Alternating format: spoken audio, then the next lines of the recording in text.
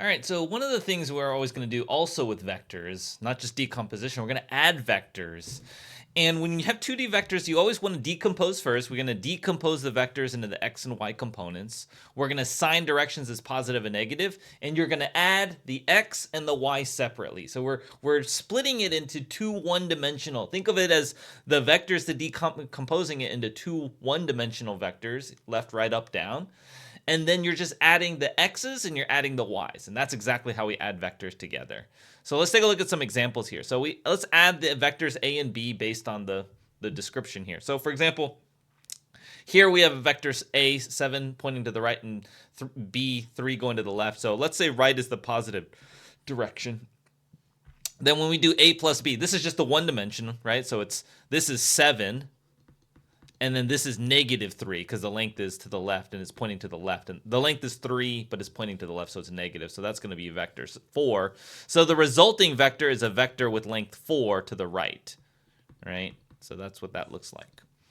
Now, what happens if we have a vector that's like A, it's 5, and B, 3 to the left? Well, then you say the sum, the A plus B vector, okay, the x component, let's say we'll say right is positive and up is positive. So the x component to the right, or so the x component, well, so A doesn't have any component, right, to the right or left. It's 0. It's only in the y direction.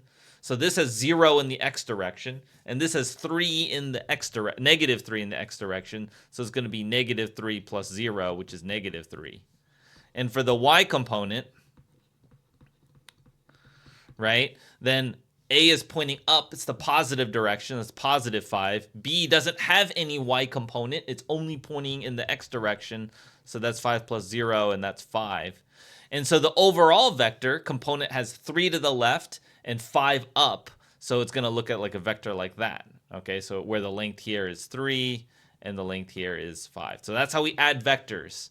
Let's do a more complicated one where I have a vector length A that's up and to the right and B this way. So this one I have to do a decomposition first when we're adding the vectors.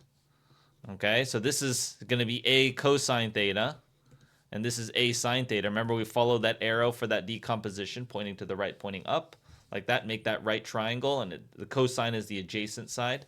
And then we say, let's say we say right is positive, we'll say up is positive. So in the x direction, the total, let's see, A has pointing to the right, it's A cosine theta. B is not pointing, it's only pointing down. There's no x component. So the x component is going to be A cosine theta.